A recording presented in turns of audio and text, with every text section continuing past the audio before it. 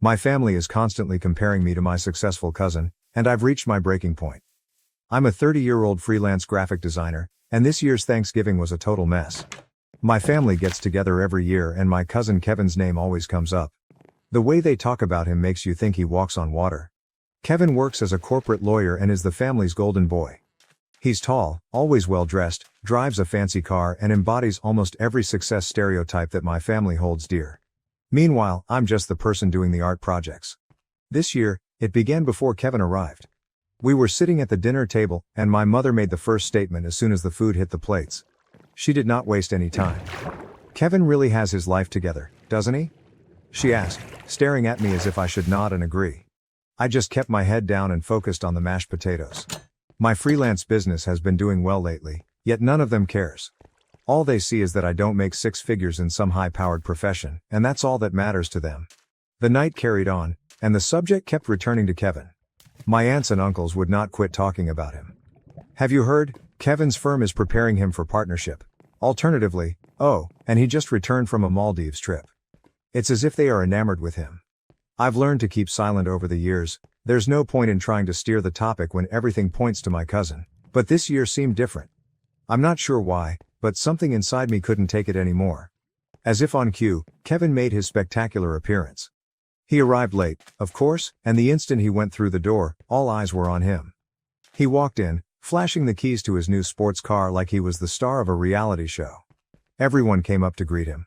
I remained sitting, observing on the sidelines as they virtually fawned over him. Nobody cared to ask me about my life or my job. I'd just secured a very great freelance gig with a popular independent brand, yet it was as if I didn't exist. Then came the kicker. During supper, my mother leaned over and remarked, "Maybe if you had stuck to a more stable career, you could afford a place like Kevin's." I could feel my hands tightening into fists beneath the table. I didn't say anything, but my insides were boiling. It wasn't just one comment, it was years of hearing the same story. I understand what they think. Kevin is the success story, and I'm the guy who could have done more. But here's the thing. Kevin's life is not flawless. He's unhappy at his high-stress work, and I know he's been in more failed relationships than I can count. He's told me before about how lonely he is, but none of this matters to the family. They just see the surface and they believe he has it all. Knowing this does not assist, however. Even while I understand his hardships, I can't shake the notion that I'm constantly in his shadow. Then my uncle joined in. He leaned down half joking. "You know, Kevin could probably get you a job at his company. Maybe it's time to get serious about work, right?" I tried to chuckle, but inside I felt like I was going to burst. It's as if they don't see me. I've developed a successful career, yet they don't consider it true work. They simply cannot respect it. After dinner, I found myself drinking more than I normally would. Everyone moved into the living room, where the talk naturally turned back to Kevin. They discussed his recent promotion, his new automobile, and the vacation he just enjoyed. I tried to join in at one point, casually mentioning the freelancing job I'd been working on, but before I could finish, my aunt interrupted to tell me that Kevin's firm is sending him to Europe for a large case. I felt invisible. That's when the memories came pouring back. Growing up, the story was always the same. Kevin was the kid I was always compared to at school activities, family holidays, and even birthday celebrations. It was always, "Look at Kevin, isn't he amazing?" Meanwhile, I was only there as the other cousin. I'm not sure what came over me, but I couldn't be silent any longer. When I eventually spoke up, the room became quiet. I said something like, "You people know I have my own life, right? It may not be a well-paying corporate position, but it makes me happy."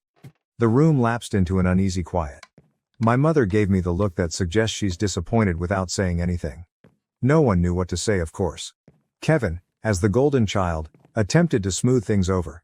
He smiled and complimented my creative work, but it did not feel real. It seemed patronizing. That was when I snapped. I responded, "Thanks, but I don't need validation from someone who doesn't even know what happiness is." You could have heard a pin drop. Everyone was stunned. Nobody had ever spoken to Kevin like way, especially not me. My father swiftly drew me aside, muttering that I was causing a commotion, but I didn't care anymore. I was finished pretending everything was good. Without saying anything else, I grabbed my coat and walked out. I couldn't stand being in that house anymore. I was fed up with the continual comparisons and the sense of never being good enough. As soon as I arrived home, I opened Reddit and vented. I blogged about everything. How I'd been compared to Kevin my entire life, how Thanksgiving was the final straw, and how I was tired of being treated as if I didn't exist. The post received thousands of upvotes and hundreds of comments. People from all over shared their own family comparison stories, and I felt less alone than I had in a long time. Late that night, I received a text from Kevin. "I saw your post. We need to talk." My phone was constantly buzzing the morning after Thanksgiving. At first, I didn't even look into it. I knew what it was. After my Reddit article went viral, I expected some family members to see it, and they did. It was a mixed bag. Some responses were sympathetic, while others were filled with wrath. My aunt left a lengthy voicemail, unhappy that I had discussed intimate family affairs in public. Another cousin, whom I hadn't spoken to in years, sent me a message stating, "I understand. I have been there." That one startled me. Then came the message I had been dreading. From my mother. Her call arrived at 10 a.m., and I could already imagine what the talk would be like. I let it ring for a while before picking up. She did not hold back. She was unhappy that I had posted our family business online, and she demanded that I apologize to Kevin for embarrassing him in front of everyone. It was all the typical stuff, like how I needed to set things right and correct what I'd done. This time though, things were different. I refused to cave. I refused to apologize, even after years of quietly living with the repeated comparisons. I made it apparent that I was over pretending things were good. And if they couldn't accept me for who I was, I'd have to walk away. She was quiet for a time, perhaps not expecting me to stand firm like that. However, the call ended with her expressing her disappointment in me. It pained, but I understood what had to happen. Later that night, Kevin called me. I wasn't sure what to expect, perhaps another lecture, or some passive-aggressive attempt to smooth things over, but Kevin simply wanted to chat. I almost did not pick up. A part of me wanted to just ignore him, but curiosity got the best of me. I responded, and after a brief awkward chat, we decided to meet the next day at a local coffee shop. When I arrived, Kevin was already sitting at a table by the window, looking slightly less put together than normal. He wasn't dressed sharply. Just a hoodie and pants, which was unusual for him. I sat down, and after a few moments of small conversation, he got to the point. He apologized. He stated he had no idea how much the family's continual comparisons had influenced me. I nodded, but I didn't entirely believe it. I figured he must be aware on some level. He'd always been the golden child, and I assumed he appreciated it, even if he didn't acknowledge it out loud. But then he said something that took me off guard. He complained about his profession, including the hard hours, constant pressure, and the fact that his parents prioritized his career over his happiness. It was eating him up. He even admitted that he had been considering quitting for a long time but didn't know how to tell his family. He informed me that all the acclaim and attention he received didn't make him happy. In reality, it only made him feel more imprisoned. I just sat there, stunned. For the first time, I felt like we were on the same page. I used to believe he enjoyed the attention, but after hearing him speak, I understood he too was frustrated, just like me. We began talking more openly than ever before about how much pressure we both felt from our families. I told him how being compared to him my entire life had made me feel invisible, as if nothing I accomplished could ever measure up. Surprisingly, he said he envied me. He stated he wished he had the bravery to follow something he was passionate about, as I was with my design job, but he felt too constrained by the expectations placed on him. Then he dropped the bomb. He intended to quit his work and travel for a year to figure out what he truly wanted in life. I wasn't sure what to say. We were talking about Kevin, the guy who had everything, and now he was telling me he was about to throw it all away to go trekking or whatever. Part of me was stunned, but another part of me admired him for it. It required courage to walk away from a profession like his, especially because his entire family had been rooting for him for years. When he eventually told the family about his plan, everything went as expected. The same relatives who had been praising his praises only days before were now full of criticism. How could you throw away such a bright career? How about your future? It felt weird to watch. All of their admiration for him was disintegrating before my eyes. I couldn't help but feel satisfied. For once, Kevin wasn't being treated as if he were perfect. He was just like the rest of us. Imperfect and attempting to figure things out. As Kevin began arranging his vacation, I found myself respecting him in ways I never expected. He was taking control of his life by doing what he wanted rather than what others expected of him. And for the first time, I didn't feel as if I were living in his shadow. The family had finally stopped treating him as if he were untouchable, which seemed like a victory, not just for me, but for both of us. A few days later, my parents arranged a family meeting to discuss Kevin's choice, as well as my recent defiance. I went, but this time I wouldn't sit quietly. I told them straight up that if they didn't quit comparing me to others, I was going to cut off contact. I was not going to allow them to continue to make me feel inadequate. There was a lot of tension in the room after that, but I wasn't concerned. I had finally uttered everything I needed to say. I left the conference with a peculiar sensation of peace. I had no idea what would happen next with my family, but for the first time, it didn't matter. I was finally living life on my own terms, and it felt great. Update 2. 2 weeks had passed since the family gathering, and I hadn't spoken with my parents. Honestly, the silence seemed like an odd combination of relief and anguish. On the one hand, I was emotionally exhausted by the entire process, but on the other, I finally felt at ease knowing I had stood my ground. The last thing I told them was clear: if they didn't stop comparing me to Kevin, I was going to terminate communication. It had left them astonished. And the silence. Yeah, they were trying to find out how to reply. In the midst of all that silence, my phone rang. That was my younger sister. She typically avoided family conflict, but this time she called to express her admiration for how I handled things during the meeting. She told me she had also felt the burden of family expectations but had never been brave enough to speak up. Hearing that was surprising, yet it made sense. She's always been in the background, never making waves, so I guess I never considered that she may be feeling some of the same weight I was. Meanwhile, Kevin was already making moves.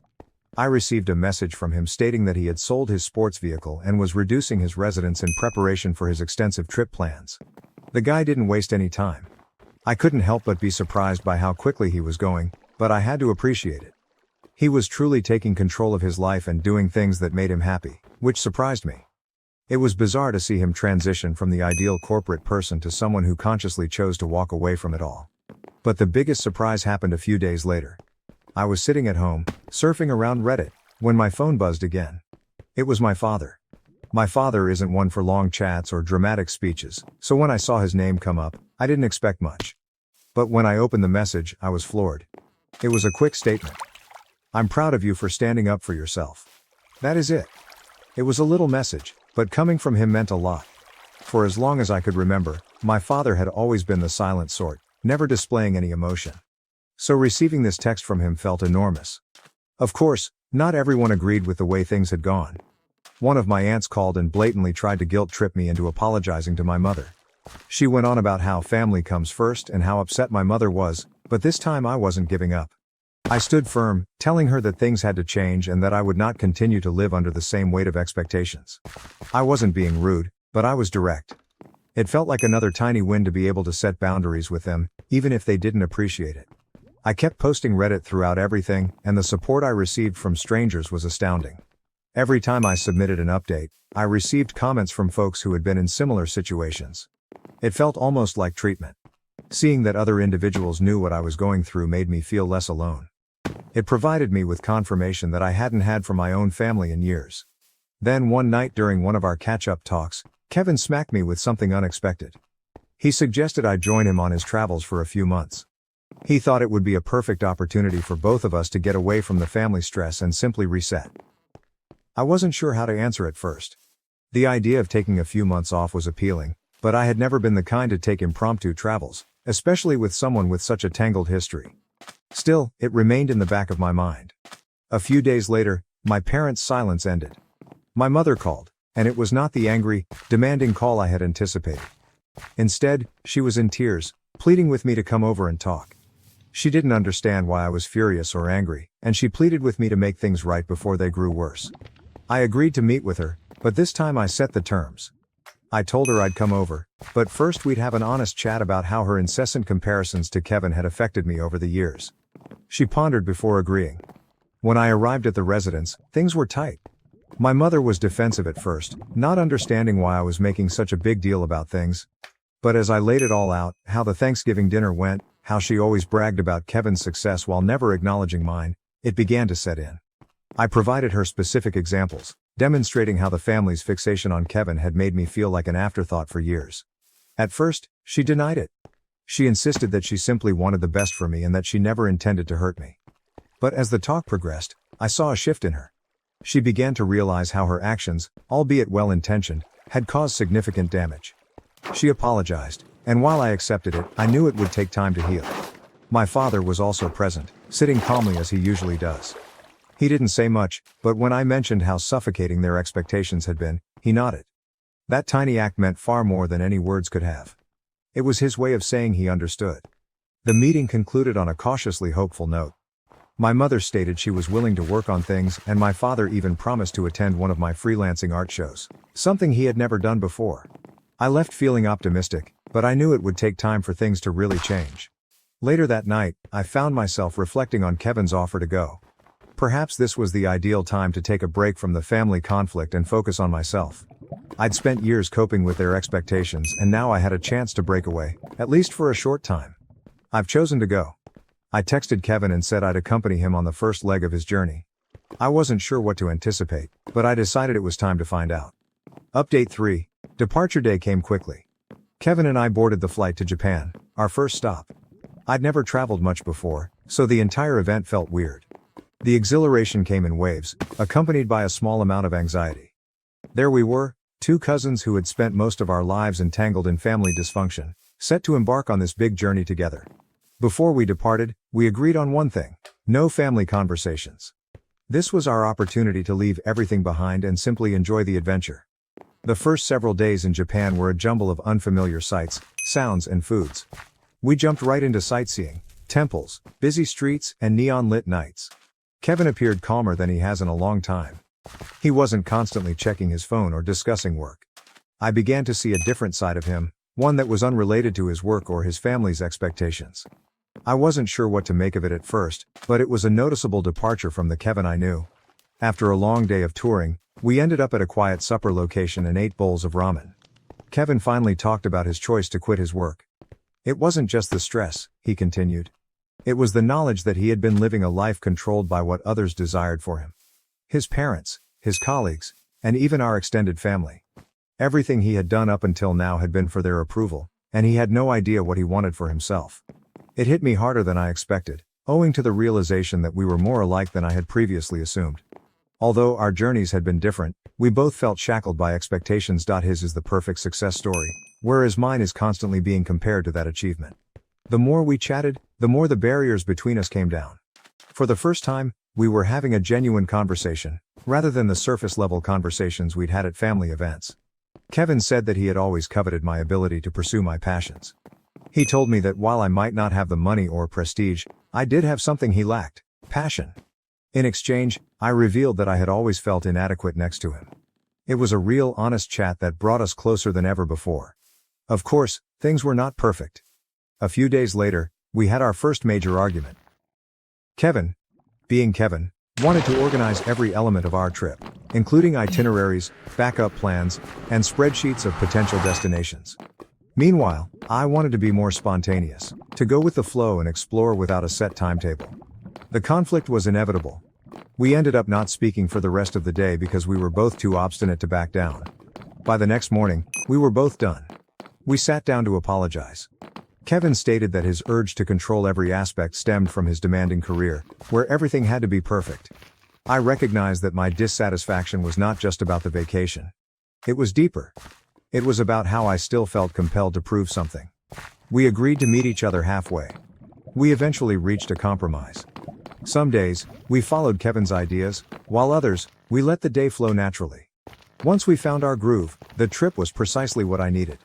We trekked through the mountains, visited peaceful temples, and even made a surprise weekend vacation to the countryside. The longer we were traveling, the lighter I felt.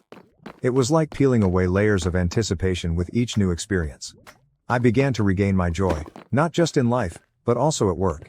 I even got out my sketchbook for the first time in months to draw scenes from the trip that had inspired me. Throughout, my phone rang with texts from home, largely from my mother.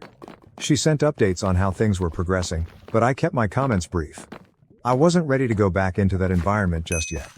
Then one day, I received a message from my father.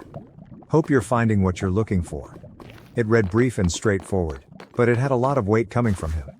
I did not answer immediately, but the message lingered with me. As Kevin and I continued our journey, he began to worry about what he would do when it was all done. He didn't intend to return to corporate law, but he wasn't sure what the next step was. One night, I proposed that he consider consulting or teaching law part-time. For the first time, he appeared open to the notion. It was an odd shift, Kevin, who had always been certain of his path, was now exploring something quite different. But it felt like a positive change. One night, while scrolling through Reddit, I decided to share a reflection on how the trip had affected my outlook. I discussed letting go of the desire for family approval and how my relationship with Kevin had evolved from rivalry to mutual respect. It felt good to share, and the responses poured in again, full of encouragement and understanding. A few hours later, my mom texted me. She saw the post and told me she was proud of me for following my dreams. It was unexpected, but for the first time, I felt cautiously optimistic about making things right with her. By the end of the journey, I felt more in control of my life than I had in the past. I was no longer defined by familial comparisons, and for the first time, I felt completely confident in myself. Kevin and I parted ways at the airport. He was going to his next trip, while I was returning home. We both had a better knowledge of each other now, which I never imagined would happen. As I returned to my home life, I couldn't help but feel that it was the beginning of something new. My freelancing company was picking up again, and I had some huge ideas. And perhaps there was something else on the horizon, but more on that later. Update 4. Coming home from my trip with Kevin felt different in a way that I couldn't quite understand at first. Everything in my apartment looked smaller, almost as if it couldn't accommodate the new perspective I'd received throughout our travels. But rather than feeling confined or trapped, I felt more in control, as if I suddenly had room to breathe. I felt clear, and for the first time in a long time, I wasn't weighed down by familial comparisons or self-doubt. I was eager to get back into life full force. When I went back, the first thing I did was catch up on my freelance job. I hadn't imagined how much going away would refuel my imagination. Within days, new ideas flowed, and I felt more motivated than I had in months. I began working with a few new clients, including a well-known company that I'd been wanting to work with for a while. After finalizing the agreement, I made an update on a freelance site regarding the expansion of my firm. The response was astounding. It wasn't just the upvotes or comments. It was the acknowledgement from individuals who understood the grind, who had watched me rage and now saw me thrive. As I returned to my normal schedule, my family began to contact me more frequently. My mother called and invited me to supper, and I noticed my father sending the occasional text asking how things were doing at work. They seemed to be trying, and while I admired their efforts, I remained vigilant. I wasn't going to let myself fall back into the toxic comparisons that had governed my life for so long. I eventually accepted my mom's dinner invitation. I was a little nervous, expecting the same old ritual of hearing about Kevin's newest achievements, but to my astonishment, everything was different. She was truly interested in my trip with Kevin, inquiring about the places we went and what the experience was like. For once, the topic wasn't about Kevin's accomplishments or how I measured up to him. It was nearly normal. During supper, my father said something that caught me completely off guard. He stated he was proud of me for making the decision to travel and pursue my interests. It was a simple comment, but coming from him felt significant. My father has never been one for lengthy emotional conversations, so hearing him accept my choices like that was more significant than he probably understood. It was unexpected support, but it strengthened my belief that I was on the right track. As the weeks passed, I noticed a change in the way my family interacted with me. My mother still made the occasional remark about Kevin, but she quickly caught herself and changed the conversation. It wasn't ideal, but it represented development.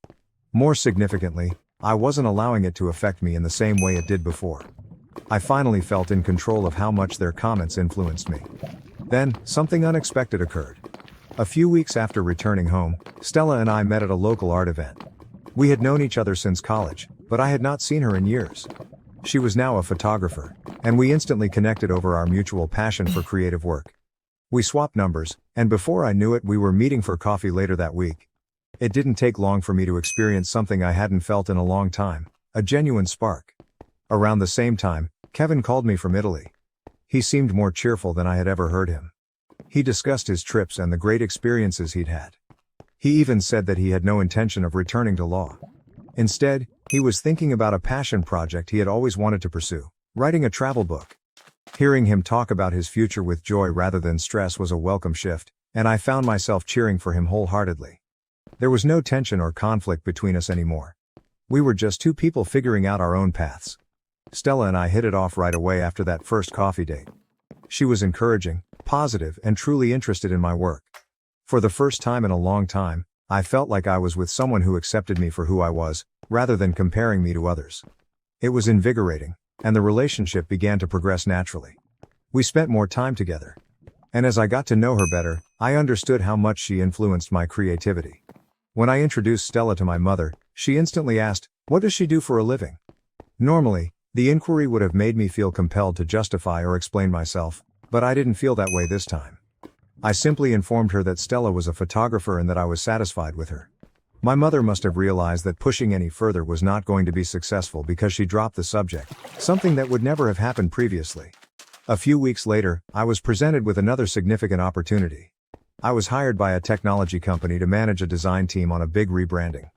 It was the type of job I never imagined I'd be trusted with, and it felt like all of my efforts were finally paying off. I announced the news on an entrepreneurship forum, and the response was phenomenal. I couldn't help but think about how far I had gone from my initial venting post. Speaking of reflection, I published another Reddit post outlining the previous few months and how everything had changed. My relationship with my family, my closeness with Kevin, and my newfound confidence. It all felt like part of a journey that I could finally be proud of.